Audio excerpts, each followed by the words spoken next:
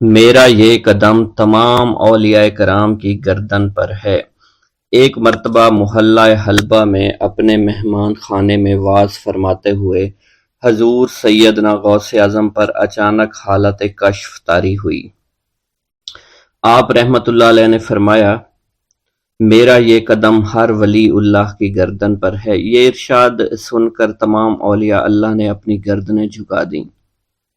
صلحائے امت نے اس کی توضیح فرمائی ہے کہ آپ رحمت اللہ علیہ کے عہد مبارک اور بعد میں قیامت تک آپ کی عطا کے بغیر ولی اللہ ولایت کے درجے پر فائز نہیں ہو سکتا۔ سلطان الہند حضرت خواجہ معین الدین چشتی المعروف خواجہ غریب نواز اس وقت خراسان کے پہاڑوں پر مجاہدات میں مشغول تھے۔ انہوں نے بھی حضور سیدنا غوث اعظم کا ارشاد گرامی سن کر اپنی گردن جھکا دی اور یوں عرض گزار ہوئے، آپ کے قدمین شریفین میرے سر اور میرے آنکھوں پر ہیں۔ حضور سیدنا غوث اعظم فرماتے ہیں کہ میں 10 برس کی عمر میں اپنے شہر کے مکتب میں حصول علم کے لیے جایا کرتا تھا۔ اس وقت میرے ساتھ ملائکہ بھی ہوتے تھے جو میرے آگے پیچھے میری حفاظت کے لیے چلتے تھے۔ جب میں مدرسہ پہنچتا تو یہ منادی کرتے تھے، اللہ کے ولی کے لیے جگہ خالی کر دو۔ چنانچہ وہ میرے لیے جگہ خالی کر دیتے تھے۔ ایک مرتبہ میں نے ایک ایسے شخص کو دیکھا جس نے فرشتوں کی آواز سن کر کہا، جس میں کوئی مزاحمت نہ ہوگی، کہ یہ ایک نہایت معزز گھرانے کا فرد ہے اور عن قریب اس کو وہ عظمت حاصل ہوگی جس میں کوئی مزاحمت نہ ہوگی، اور اس کو ایسا قرب نصیب ہوگا کہ اس کو کوئی فریب نہ دے سکے گا۔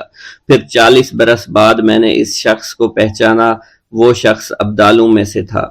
حضرت شیخ ابو سعود احمد بن بکر حریمی سے مروی ہے کہ حضور سیدنا غوث اعظم نے فرمایا کہ میں 55 سال تک تنہا عراق کے بیابانوں میں پھرتا رہا۔ میں لوگوں کو نہ جانتا، لوگ مجھے نہ جانتے۔ اسی دوران میرے پاس رجال الغیب اور جنات تشریف لاتے جنہیں میں طریقت اور اصول کی تعلیم دیتا تھا۔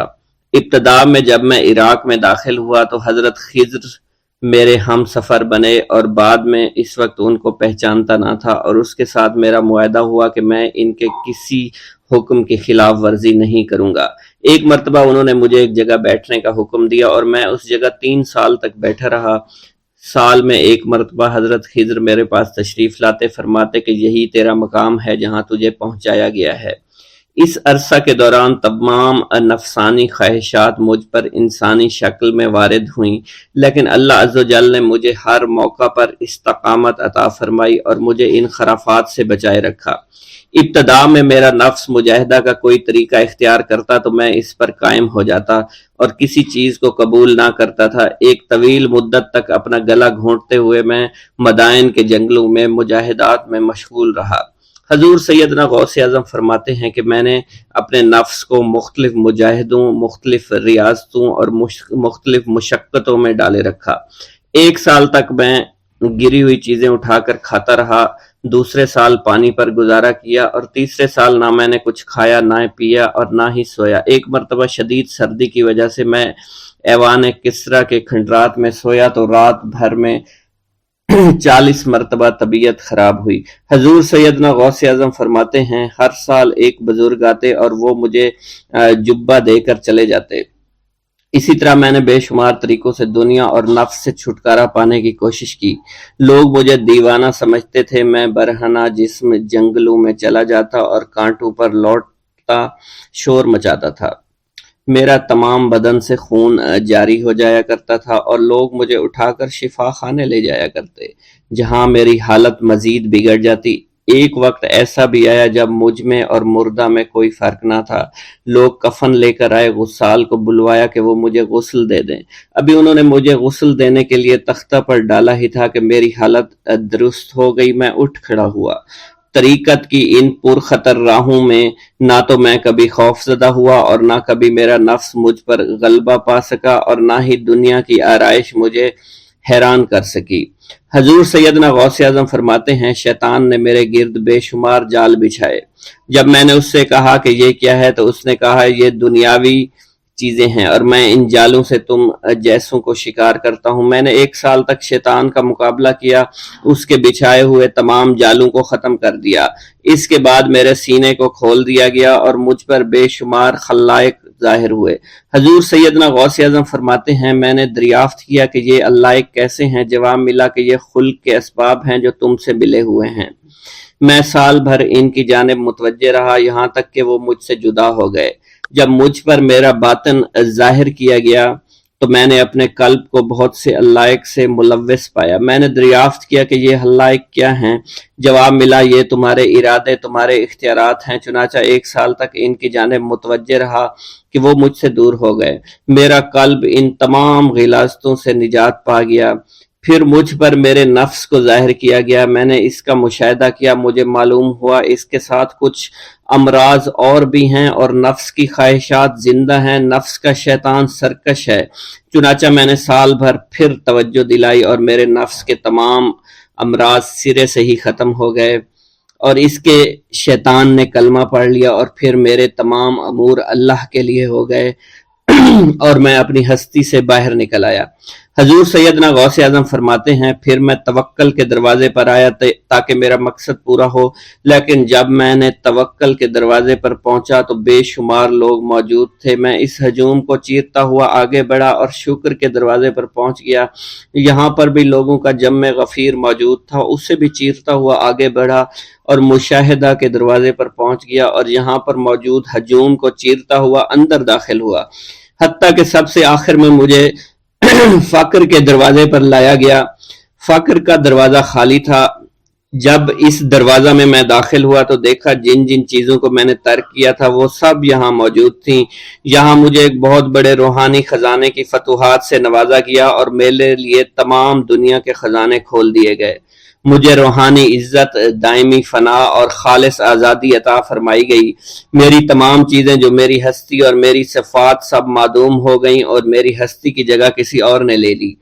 حضرت شیخ ابو سعید مخزومی نے حضور سیدنا غوث اعظم کو خرقہ خلافت سے نوازا اور فرمایا اے عبد القادر، یہ وہ خرقہ ہے جو حضور نبی کریم صلی اللہ علیہ وسلم نے حضرت سیدنا علی المرتضیٰ کو عطا فرمایا، اور حضرت سیدنا علی المرتضیٰ نے یہ خرقہ حضرت خواجہ حسن بصری کو عطا فرمایا تھا، جس سے ہوتا ہوا یہ خرقہ مجھ تک پہنچا، اور یہ تمہاری امانت تھی جو میں نے تم تک آج پہنچا دی ہے۔ حضور سیدنا غوث اعظم نے جب خرقہ مبارک کو زیب تن کیا تو آپ پر بے شمار انوار و تجلیات کی بارش ہونا شروع ہو گئی۔ حضور سیدنا غوث اعظم نے حضرت شیخ ابو سعید مخزومی کے مدرسہ میں تدریسی فرائض سر انجام دینا شروع کر دیے۔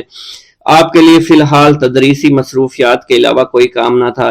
آپ کی شبانہ روز کی محنت سے آپ کے نام کا شعرہ کچھ ہی دنوں میں سارے بغداد میں پھیل گیا۔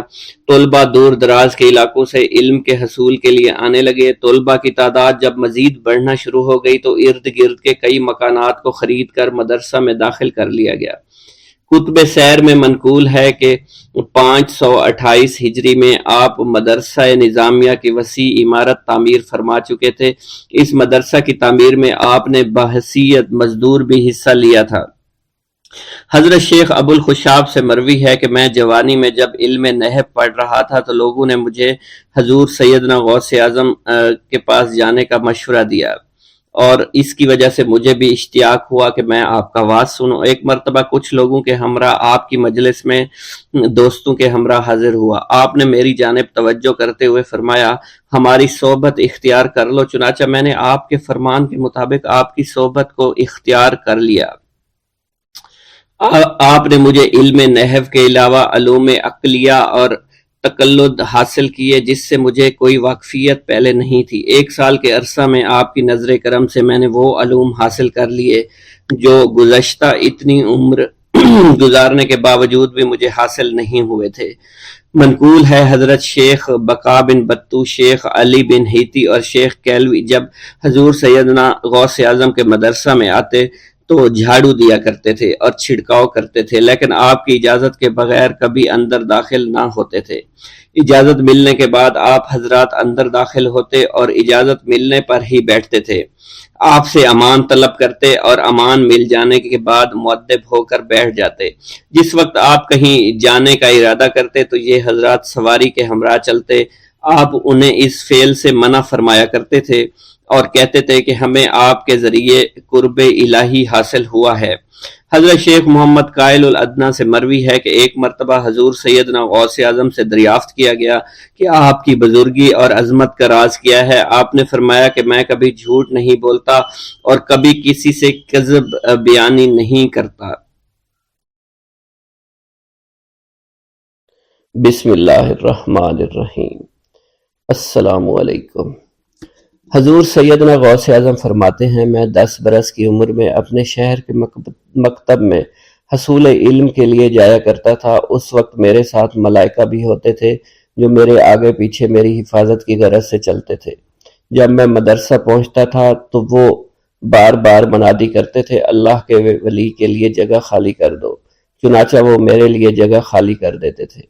ایک مرتبہ میں نے ایک ایسے شخص کو دیکھا جس نے فرشتوں کی آواز سن کر کہا کہ یہ نہایت معزز گھرانے کا فرد ہے اور عن قریب اس کو وہ عظمت اور بزرگی حاصل ہوگی جس میں کوئی مزاحمت نہ ہوگی، اس کو ایسا قرب نصیب ہوگا کہ اس کو کوئی فریب نہ دے سکے گا۔ پھر 40 برس بعد میں نے اس شخص کو پہچانا، وہ شخص ابدالوں میں سے تھا۔ حضرت شیخ ابو سعود احمد بن ابی بکر سے مروی ہے، حضور سیدنا غوث اعظم نے فرمایا، میں 25 سال تک تنہا عراق کے بیابانوں میں پھرتا رہا۔ میں لوگوں کو نہ جانتا تھا، لوگ مجھے نہیں جانتے تھے۔ اسی دوران میرے پاس رجال الغیب اور جنات تشریف لائے جنہیں میں طریقت اور رسول اللہ کی تعلیم دیا کرتا تھا۔ ابتدا میں جب میں عراق میں داخل ہوا تو حضرت خضر میرے ہم سفر تھے اور میں انہیں اس وقت سے پہچانتا نہیں تھا۔ ان کے ساتھ میرا معاہدہ ہوا کہ میں ان کے کسی حکم کی خلاف ورزی نہیں کروں گا۔ ایک مرتبہ انہوں نے مجھے ایک جگہ بیٹھنے کا حکم دیا، میں اسی جگہ 3 سال بیٹھا رہا۔ سال میں ایک مرتبہ حضرت خضر میرے پاس تشریف لاتے اور فرماتے، یہی تیرا مقام ہے جہاں تجھے پہنچایا گیا ہے۔ اس عرصہ کے دوران تمام نفسانی خواہشات مجھ پر انسانی شکل میں وارد ہوئیں، لیکن اللہ نے مجھے ہر موقع پر استقامت عطا فرمائی اور مجھے ان خرافات سے بچائے رکھا۔ ابتدا میں میرا نفس مجاہدہ کا کوئی طریقہ اختیار کرتا تو میں اس پر قائم ہو جایا کرتا تھا اور کسی چیز کو قبول نہیں کرتا تھا۔ ایک طویل مدت تک اپنا گلا گھونٹتے ہوئے میں نے مدائن کے جنگلوں میں مجاہدات میں مشغول رہا۔ حضور سیدنا غوث اعظم فرماتے ہیں، میں نے اپنے نفس کو مختلف مجاہدوں اور ریاستوں اور مشقتوں میں ڈالے رکھا۔ 1 سال تک میں گری ہوئی چیزیں اٹھا کر کھاتا رہا، اسی دوسرے سال میں صرف پانی پر گزارا کرتا رہا اور تیسرے سال میں نے کچھ نہ کھایا اور نہ پیا نہ ہی سویا۔ ایک مرتبہ شدید سردی کی وجہ سے میں ایوان کسریٰ کے کھنڈرات میں سویا تو رات بھر میں 40 مرتبہ احتلام ہوا۔ میں نے ہر مرتبہ دریائے دجلہ پر جا کر غسل فرمایا، پھر نیند کے خوف سے محل کے اوپر ایک ویران جگہ پر چڑھ گیا اور وہاں 2 سال تک قیام کیا، حتیٰ کہ سردی کے سوا کوئی شے کھانے کو میسر نہیں تھی۔ حضور سیدنا غوث اعظم فرماتے ہیں، ہر سال ایک بزرگ آتے اور وہ مجھے اونی جبہ دے کر چلے جاتے۔ اسی طرح میں نے بے شمار طریقوں سے دنیا اور نفس سے چھٹکارا حاصل کرنے کی کوشش کی۔ لوگ مجھے دیوانہ سمجھتے تھے، میں برہنہ جسم جنگلوں میں چلا جاتا، کانٹوں پر لوٹا شور مچایا کرتا، میرے تمام بدن سے خون جاری ہو جایا کرتا۔ لوگ مجھے اٹھا کر شفا خانے لے جایا کرتے جہاں میری حالت مزید بگڑ جایا کرتی۔ ایک وقت ایسا آیا جب مجھ میں اور مردہ میں کوئی فرق نہ تھا۔ لوگ کفن لے آئے اور غسال کو بلوایا کہ وہ مجھے غسل دے۔ ابھی انہوں نے مجھے غسل دینے کے لیے ایک تختہ پر لٹایا، میری حالت درست ہو گئی، میں اٹھ کھڑا ہوا۔ طریقت کی ان پرخطر راہوں میں نہ تو میں کبھی خوف زدہ ہوا، نہ کبھی میرا نفس مجھ پر غالب پا سکا اور نہ ہی دنیا کی آسائش مجھے حیران کر سکی۔ حضور سید غوث اعظم فرماتے ہیں، شیطان نے میرے گرد بے شمار جال بچھائے۔ جب میں نے ان سے کہا یہ کیا ہے، اس نے کہا یہ دنیاوی آلائشیں ہیں اور میں ان جالوں میں سے تم لوگوں کا شکار کیا کرتا ہوں۔ میں نے 1 سال تک شیطان کا مقابلہ کیا، اس کے بچھائے ہوئے تمام جالوں کو ختم کیا۔ اس کے بعد میرے سینے کو کھول دیا گیا اور مجھ پر بے شمار خلائق ظاہر ہوئے۔ حضور سیدنا غوث اعظم فرماتے ہیں، میں نے دریافت کیا کہ یہ اللہ ایک کیسے ہے؟ جواب ملا، یہ خلق کے اسباب ہیں جو تم سے ملے ہوئے ہیں۔ میں سال بھر ان کی جانب متوجہ رہا، یہاں تک کہ وہ مجھ سے جدا ہو گئے۔ جب مجھ پر باطن ظاہر ہوا تو میں اپنے قلب کو بہت سے علائق سے ملوث پایا۔ میں نے دریافت کیا یہ علائق کیا ہیں؟ جواب ملا یہ تمہارے ارادے، تمہارے اختیارات ہیں۔ چنانچہ 1 سال تک ان کی جانب متوجہ رہا، یہاں تک کہ وہ سب علائق مجھ سے دور ہو گئے اور میرا قلب ان غلاظتوں سے نجات پا گیا۔ حضور سیدنا غوث اعظم فرماتے ہیں پھر میں نے توکل کے دروازے پر آیا، میرا مقصد پورا ہو، لیکن جب میں توکل کے دروازے پر پہنچا بے شمار لوگ وہاں موجود تھے۔ میں ہجوم کو چیرتا بڑھا اور شکر کے دروازے پر پہنچ گیا، یہاں بھی لوگوں کا جمع غفیر موجود تھا، اسے بھی چیرتا آگے بڑھا اور مشاہدہ کے دروازے پر پہنچ گیا، یہاں پر موجود ہجوم کو بھی چیرتا ہوا اندر داخل ہوا، حتیٰ کہ سب سے آخر میں مجھے فقر کے دروازے پر لا دیا گیا۔ فقر کا دروازہ خالی تھا۔ جب میں اس دروازے میں داخل ہوا تو دیکھا جن جن چیزوں کو میں نے ترک کیا تھا وہ سب یہاں موجود تھی۔ یہاں مجھے ایک بہت بڑے روحانی خزانے کی فتوحات سے نوازا گیا، میرے لیے تمام دنیا کے خزانے کھول دیے گئے، مجھے روحانی عزت، دائمی غنا اور خالص آزادی عطا فرمائی گئی۔ میری تمام چیزیں جو میری ہستی اور میری صفات سب معدوم ہو گئی تھی، وہ میری ہستی کی جگہ کسی اور نے لے لی تھی۔ حضرت شیخ ابو سعید مخزومی نے حضور سیدنا غوث اعظم کو خرقہ خلافت سے نوازا اور فرمایا، اے عبد القادر، یہ وہ خرقہ ہے جو حضور نبی کریم صلی اللہ علیہ وسلم نے سیدنا علی المرتضیٰ کو عطا فرمایا۔ سیدنا علی المرتضیٰ نے یہ خرقہ خواجہ حسن بصری کو عطا فرمایا، جس سے ہوتا ہوا یہ مجھ تک پہنچا، اور یہ تمہاری امانت تھی جو میں نے تم تک پہنچا دی۔ حضور سیدنا غوث اعظم نے جب خرقہ مبارک کو زیب تن کیا تو آپ پر بے شمار انوار و تجلیات کی بارش ہونا شروع ہو گئی۔ ایک گاؤں کے بارے میں کہا جاتا تھا کہ جہاں قدرت کی بے پناہ نعمتیں تھیں، اللہ پاک نے وہاں کے لوگوں کو مالا مال کیا ہوا تھا۔ ایسی نعمتیں کہ جن نعمتوں کو دیکھ کر انسان اکثر مغرور ہو جایا کرتے ہیں، مگر وہاں پر کچھ مسلمان تھے، اور سب سے بڑی اور بری بات یہ تھی کہ وہاں کے تمام لوگ کافر تھے۔ وہ کفار اپنی دولت پر بہت فخر کیا کرتے تھے، کیونکہ ان میں ہر ایک انسان بہت دولت مند تھا، ہر ایک کے پاس بے بہا پیسے تھے، کسی کو پیسوں کی کمی نہیں تھی۔ وہاں کے سردار کی ایک اکلوتی بیٹی تھی جس کو سردار بے پناہ پیار کرتا تھا۔ اس سردار کی بیٹی بے پناہ مغرور، ظالم، گھمنڈی تھی۔ وہاں پر غریب لوگ صرف مسلمان ہی تھے، تمام کافر ایک دوسرے کی مدد کیا کرتے تھے، لیکن مسلمانوں کی مدد کرنے والا وہاں پر کوئی نہ تھا، وہاں پر انہیں کوئی دیکھنے والا نہ تھا۔ سردار کی بیٹی کو کالے جادو میں خوب مہارت حاصل تھی، اور وہ جادو کی وجہ سے وہاں پر رہنے والے غریبوں پر بہت ظلم کیا کرتی تھی۔ تمام مسلمان اس سے بے حد پریشان تھے، اور وہ لوگوں کو غلام بناتی اور مزدور بناتی تھی۔ اگر ان میں کوئی اس کی بات نہ مانتا تو اس کو قیدی بنا کر اپنے اشاروں پر نچایا کرتی تھی۔ اس بستی میں چونکہ اکا دکا مسلمان تھے جن کا کوئی پرسان حال نہیں تھا، کوئی بھی ان کو بچانے والا نہیں تھا۔ جب وہ سردار کی بیٹی کے ظلم حد سے بڑھ گئے تو مسلمانوں میں سے ایک بوڑھے شخص نے اللہ کے حضور گڑ گڑا کر دعائیں کی، اے اللہ، ہمارے چند نسلیں جو یہاں پر بچی ہوئی ہیں، ان نسلوں کو تو بچا لے۔ یہ سردار کی بیٹی جس نے ہمارا جینا دشوار کر رکھا ہے، یہاں کوئی بھی انسان ہمارا حال نہیں پوچھتا، اور نہ ہی ہمارے پاس مال و دولت ہے، اور نہ ہی ہمارے پاس جسمانی طاقت بچی ہے۔ یا اللہ، ہمارے لیے کوئی ایسا بندہ بھیج جو نہ صرف طاقتور ہو بلکہ اس جادوگرنی یعنی سردار کی بیٹی کو بھی ہرا سکے۔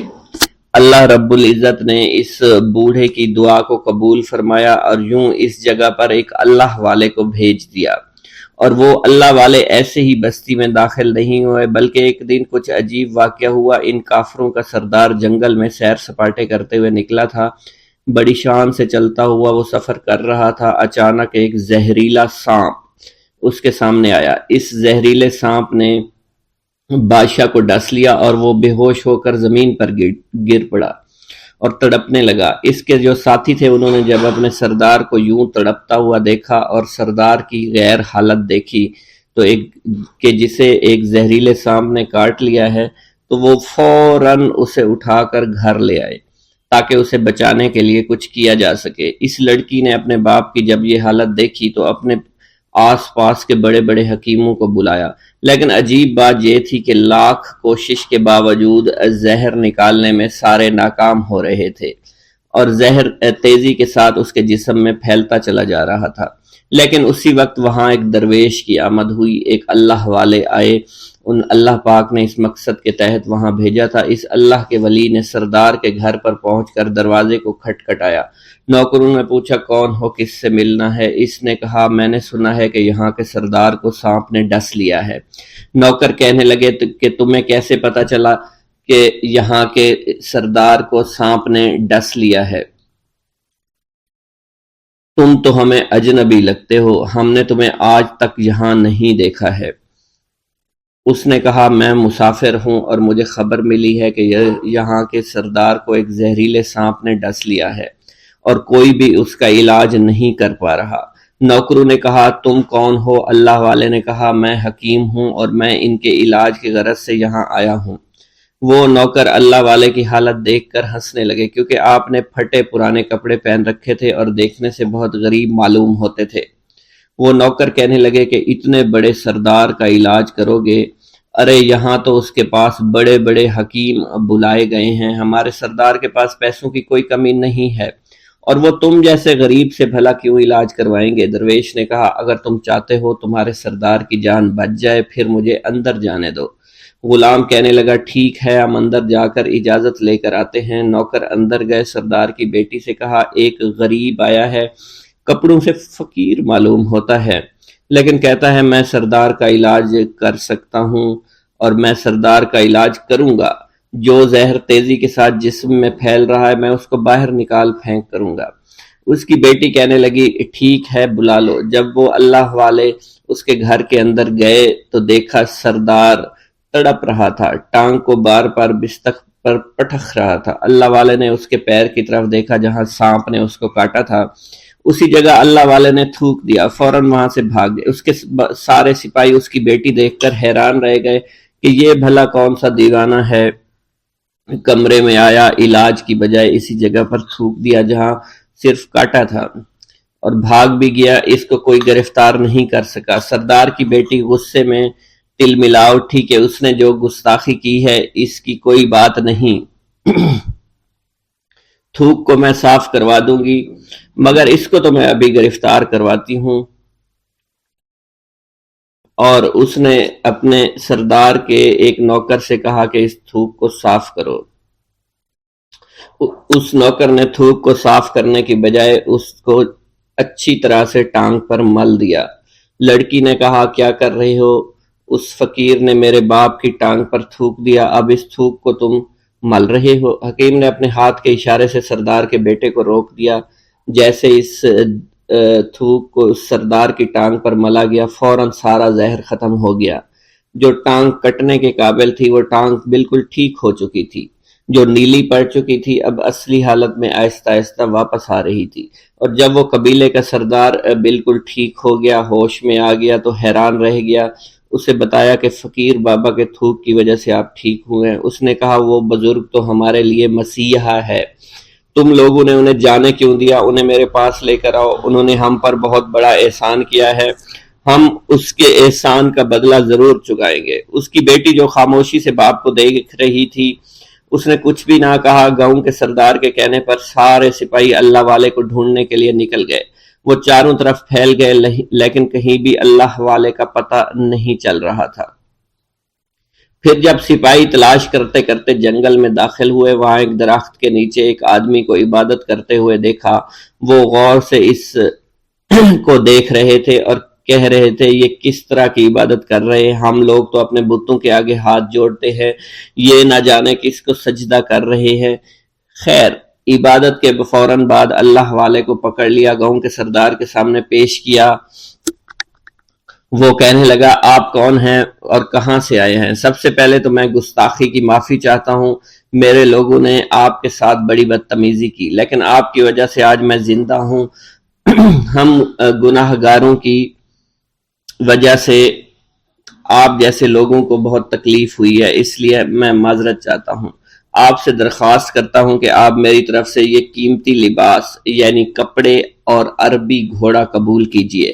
اللہ والوں نے اس کی طرف مسکرا کر دیکھا اور کہا یہ گھوڑا، یہ لباس بہت قیمتی ہے، مگر یہ لباس پہن کر اس گھوڑے کے لیے گھاس کاٹوں گا تو کیا اچھا لگوں گا؟ سردار نے کہا فکر نہ کریں، گھوڑے کے ساتھ ساتھ ہم آپ کو نوکر بھی دیں گے۔ اللہ والے نے کہا کہ اتنی مال و دولت اور نوکروں کے ساتھ میں اکیلا رہوں گا؟ گاؤں کا سردار بولا حضور آپ کی یہ بات سن کر میں سوچ میں گم ہو گیا ہوں، لیکن یہ میری بیٹی آپ کے سامنے حاضر ہے۔ بیٹی حیرت سے اپنے باپ کو دیکھ رہی تھی کہ میرا باپ اب کیا کہنے والا ہے۔ سردار نے کہا میری بیٹی جسے آپ نے دیکھ لیا ہے اس کی شادی میں آپ سے کر دوں گا، مگر ایک شرط ہے کہ آپ کو اپنے مذہب کو چھوڑنا پڑے گا۔ میرے سپاہیوں نے آپ کو عبادت کرتے ہوئے دیکھا ہے، جہاں تک ہمارے معمولات ہیں ہم بتوں کے آگے سجدہ کرتے ہیں اور ان کی عبادت کرتے ہیں، اور آپ جس کے آگے سجدہ کرتے ہیں وہ اللہ ہے، یعنی آپ مسلمان ہیں، اس لیے آپ کو اپنا مذہب چھوڑنا پڑے گا۔ کیا آپ ایسا کر سکتے ہیں؟ اللہ والے نے کہا کہ مجھے ایک بات بتائیے، آپ سب کچھ دیکھ رہے ہیں، آپ نے مجھے یہ بھی دعا دی کہ میری اولادیں ہوں اور آپ کی نسل آپ کی بیٹی سے چلے گی۔ مجھے ایک بات بتائیں، اگر ان بچوں میں سے کسی بچے کو خدا نہ خواستہ کچھ ہو گیا تو کس کو رونا پڑے گا؟ سردار نے جواب دیا اگر خدا نہ خواستہ کچھ ایسا ہوا تو رونا مجھ کو ہی پڑے گا۔ اللہ والا نے مسکرا کر کہا اگر یہ سارا مال لے کر مجھے رونا ہی پڑا تو آپ اپنا گھوڑا، اپنی دولت، اپنی بیٹی، ہر چیز اپنے پاس رکھ لو۔ میں خوش ہوں، میں مسلمان ہوں، میں ٹھیک ہوں۔ اگر یہ تمام چیزیں لے کر مجھے اپنا محلہ چھوڑنا پڑے تو میں اپنی جان دے کر بھی اپنے مذہب کو نہیں چھوڑوں گا۔ جس طرح آپ نے مجھے نوازا ہے، میں اسی رب کے دین کو چھوڑ کر چلا جاؤں گا۔ صرف چند پیسوں کی خاطر میں ہر دن پیسہ نہیں کر سکتا، اور اپنی درویشی میں بہت خوش ہوں۔ اللہ نے مجھے جس مقصد کے لیے بھیجا تھا وہ میرا مقصد پورا ہو جائے گا۔ گاؤں کے سردار نے پوچھا، یہ کہہ کر وہ اللہ والے جانے لگے تو سردار نے درویش کو رک جانے کا کہا اور کہنے لگے میں نے مال دے کر تمہیں آزمایا اور تمہیں پرکھا، لیکن تم اپنے مذہب کو چھوڑنے پر راضی نہیں ہو۔ اگر تم یہی سب کرنے آئے تھے تو تمہیں اس بات کا ڈر نہیں؟ کیا تم نہیں جانتے ہم کتنے طاقتور ہیں، اور میری بیٹی اپنے عمل میں اتنی ماہر ہے کہ تمہیں یہاں کھڑے کھڑے ابھی جنگلی جانور بنا سکتی ہے۔ اللہ والے نے کہا کہ اس نے جنگلی جانور کمزور لوگوں کو بنایا ہوگا، یہ مجھے جانور بنا کر تو دکھائے۔ اس سے پہلے کہ گاؤں کا سردار اپنی بیٹی سے کچھ کہتا کہ اس پر وار کرو، اللہ والے نے جادوگرنی پر ایسی پھونک ماری کہ وہ اسی وقت ایک بہت بڑی چھپکلی بن گئی۔ وہ کچھ بھی نہیں کر پا رہی تھی، وہ چھپکلی اتنی بڑی تھی کہ وہاں پر جتنے بھی انسان کھڑے تھے ان سب میں سب سے زیادہ اونچا اس کا قد تھا۔ وہ چھپکلی اللہ والے کے پاس آئی، اپنا زہر اس پر اگلنا چاہتی تھی کہ اسی وقت اس نے اس کے منہ پر تھوک دیا۔ تھوکنے کی دیر تھی، وہ چھپکلی جلنے لگی اور جس سے گرمی کی وجہ سے اس کا چہرہ پگھل رہا تھا، اس کا چہرہ جل کر کالا ہو چکا تھا۔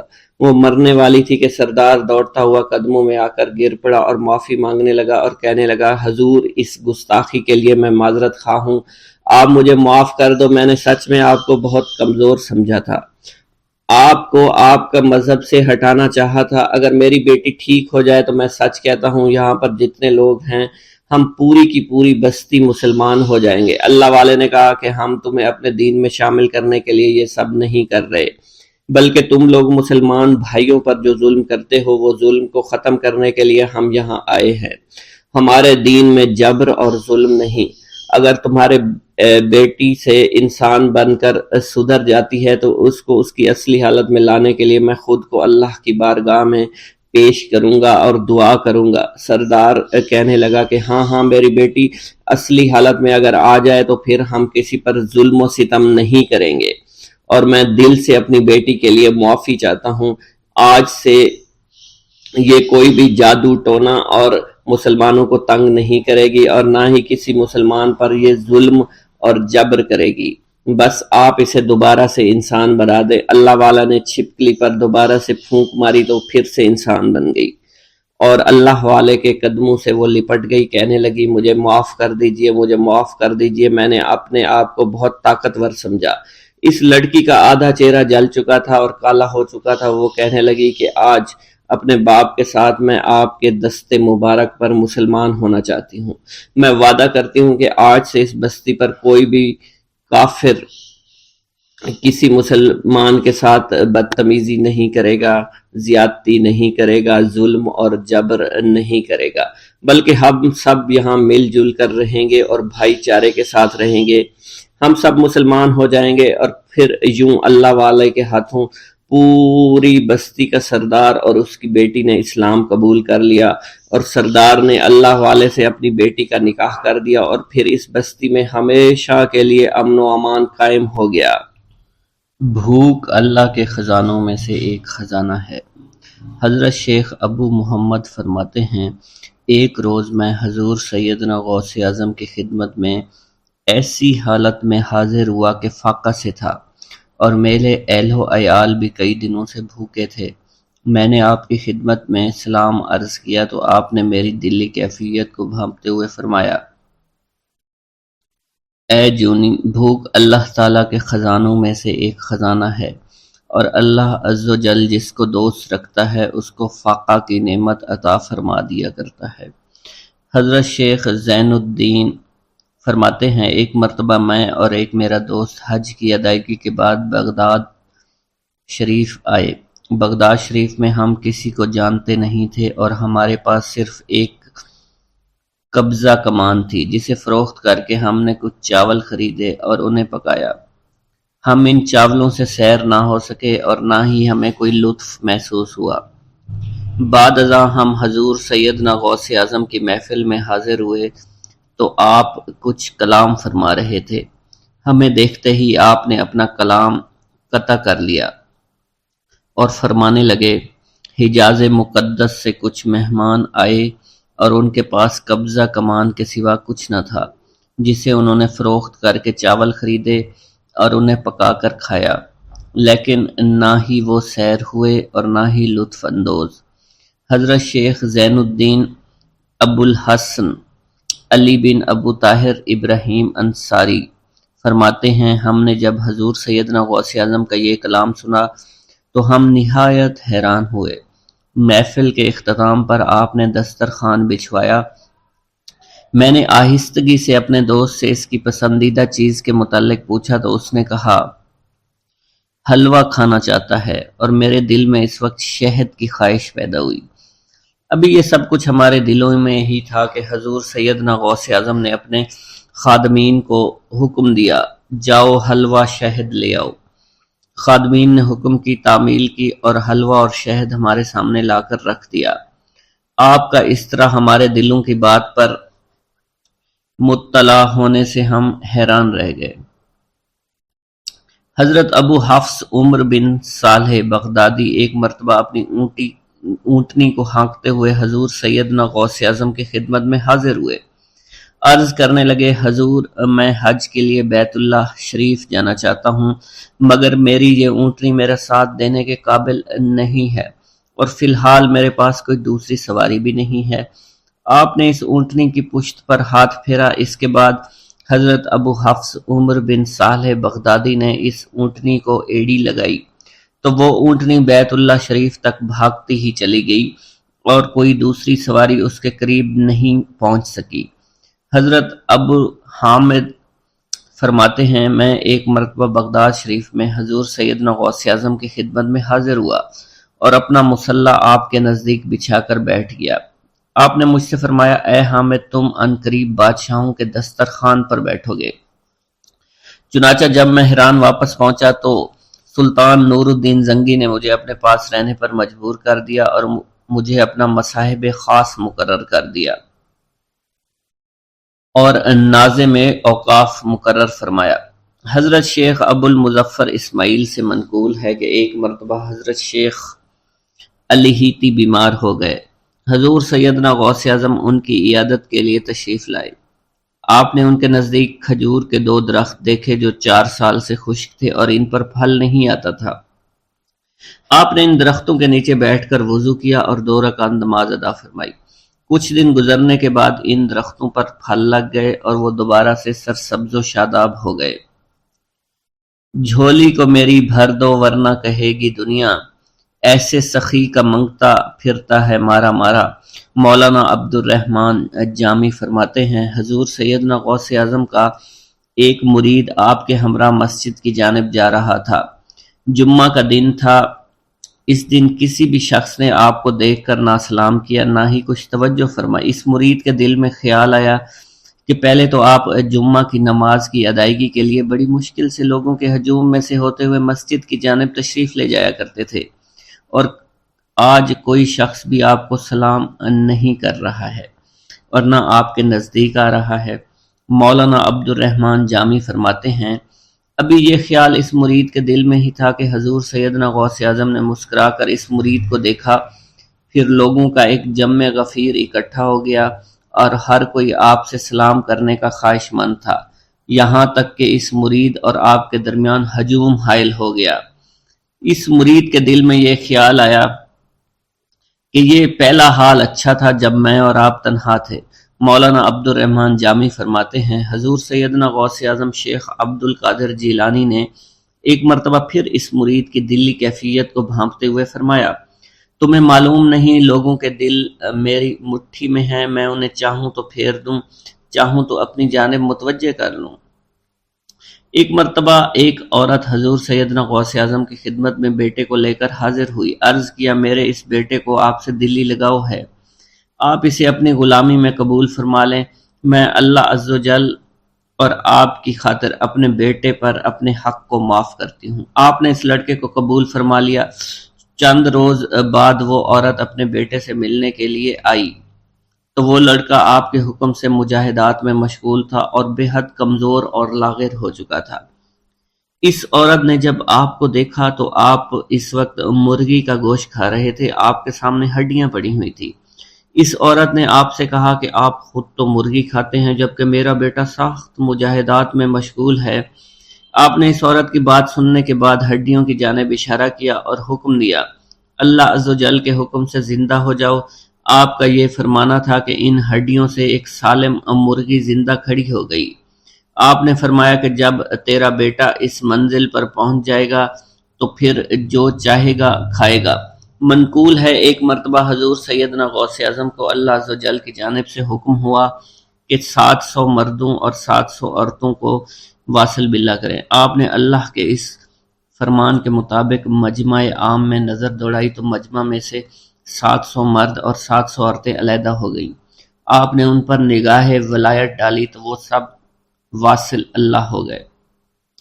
حضور سیدنا غوث اعظم مدینہ منورہ میں حضور نبی کریم کے روضہ مبارک پر حاضری دینے کے بعد با پیادہ بغداد شریف واپس تشریف لا رہے تھے۔ راستے میں ایک چور جو کہ ناکہ لگا کر کسی مسافر کا انتظار کر رہا تھا، اس نے آپ کو قریب آنے پر روک لیا۔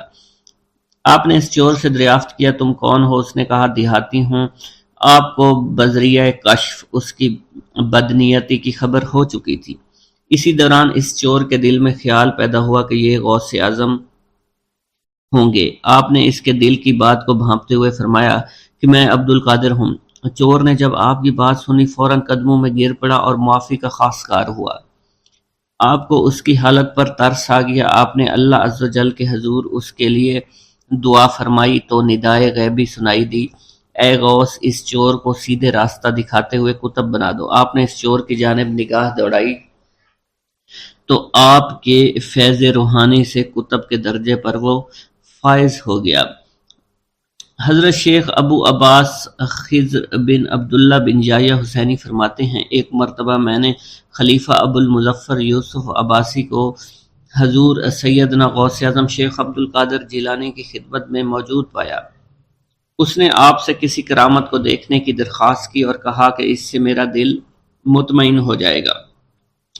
حضور سیدنا غوث اعظم حضرت سیدنا شیخ عبد القادر جیلانی نے خلیفہ سے پوچھا کہ تو کیا چاہتا ہے؟ اس نے کہا کہ ایک سیب، اور اس وقت عراق میں سیبوں کا موسم نہ تھا۔ آپ نے اپنے دست مبارک فضا میں بلند کیا اور دیکھتے ہی دیکھتے آپ کے ہاتھ میں 2 سیب آ گئے۔ آپ نے ایک سیب ابو المظفر کو دیا اور دوسرا خود رکھ لیا۔ ابو المظفر نے جب اپنا سیب چیرا تو اس میں سے کیڑا نکل آیا۔ اس نے جب اپنا سیب چیرا تو یہ اندر سے سفید تھا، اس میں سے کستوری کی خوشبو آ رہی تھی۔ ابو المظفر نے وجہ دریافت کی تو آپ نے فرمایا اس سیب میں سے کیڑا اس وجہ سے نکلا کیونکہ اس سیب کو ظالم کا ہاتھ لگا ہوا تھا۔ حضرت شیخ ابو محمد سے مروی ہے ایک مرتبہ میں حضور سیدنا غوث اعظم کی خدمت میں بغداد شریف حاضر ہوا۔ کچھ دنوں تک آپ کے ہاں قیام پذیر رہا اور روحانی فیوز و برکات سے مالا مال ہوا۔ بعد ازاں جب میں واپس اپنے ملک مصر روانہ ہونا لگا تو آپ نے مجھ سے فرمایا کہ کبھی کسی سے کوئی چیز مت مانگنا۔ پھر آپ نے اپنی انگشت شہادت میرے منہ میں ڈالی اور فرمایا کہ اسے اچھی طرح چوسو۔ چنانچہ میں نے آپ کے فرمان کے مطابق ایسا ہی کیا۔ جب میں آپ سے اجازت لینے کے بعد واپس اپنے ملک مصر روانہ ہوا تو بغداد شریف سے مصر تک کی طویل مسافت کے دوران مجھے کچھ بھوک محسوس نہیں ہوئی، اور میں جوں جوں آگے بڑھتا رہا اپنے جسم میں توانائی کو پہلے سے زیادہ پاتا۔